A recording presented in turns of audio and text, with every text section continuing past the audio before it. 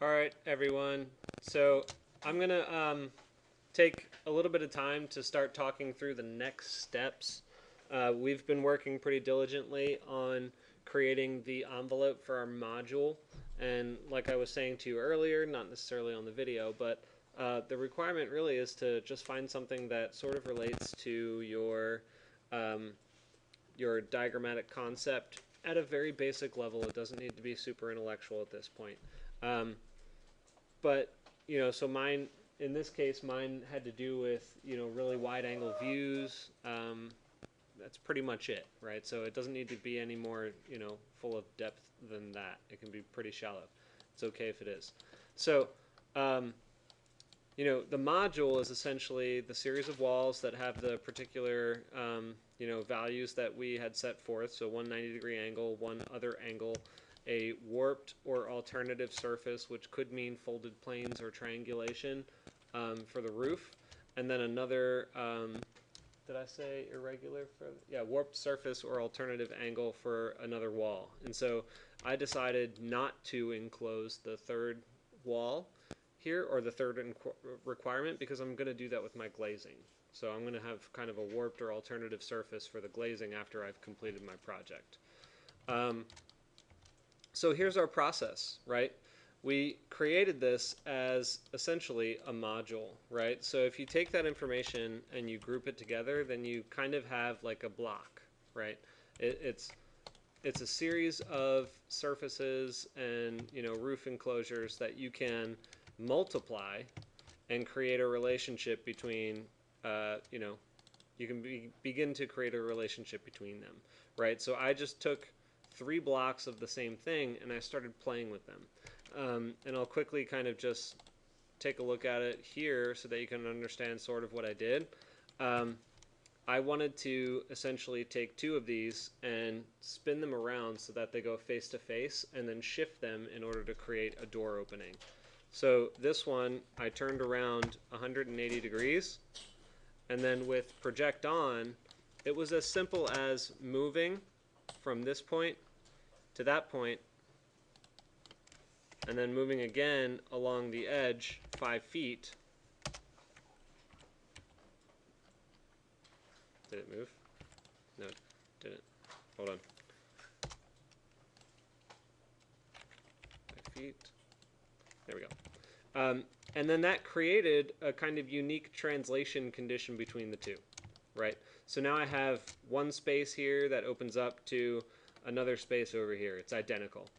The other difference that we're dealing with here is that we're on a mountainside, so there's going to be elevation change. So I bumped this one down 5 feet. So I said minus 5 feet. So now what that gives me is an opportunity to create a stair between these two volumes, so to speak. And I actually took the other one, and I forget exactly what I did it when I moved forward. But anyway, the result was this. I had a couple of blocks that were put together in sequence. So these are the first 2, if you recall what you were just looking at. I took the first 2, had them face to face. One was 5 foot lower than the other one. And then I took the third one and I put it face to face with that again, so it's in the same orientation as the first one up here. And I moved it further out and down. I think I did it 12 feet or 10 feet, something like that. I think I went down 10 feet. Looks about 10 feet. Anyway, so that's kind of just the way that I have been trying to amalgamate these volumes into a larger system, right? So our exercise now is to get to a point where we've created a block of the 3 of our volumes, and we've put them together in a sequence where we have some translation between them. So hopefully you've taken a wall or 2 out that you can begin to do this.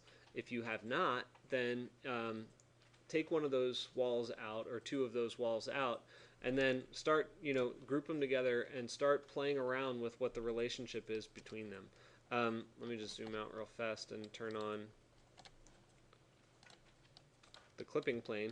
The clipping plane is kind of a nifty way to start looking at it as sort of an analysis. So if I have the clipping plane here, I can kind of just yank it down, And don't worry about the roof encroaching upon the space just yet, but look at the actual cut of the space. Once I get that roof out of there, this is a very interesting translation. I can go from this top floor space down a small stair into the middle space and have a completely different view in the opposite direction.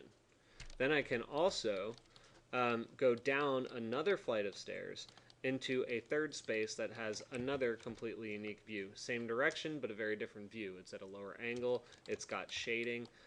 So all these things kind of play in to the decisions that you make when you put them together into a form.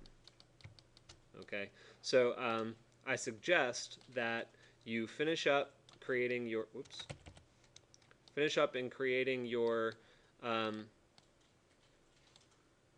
you know, package, I guess you could call it, package of space, wall, floor, and roof. Group them together and let's start playing with this. So I'm going to give you about a half an hour.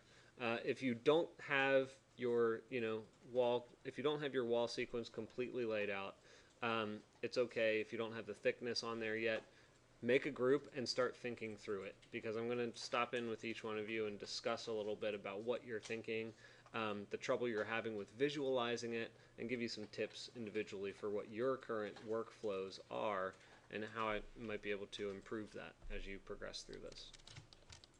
So what questions do you have about this exercise right now? None?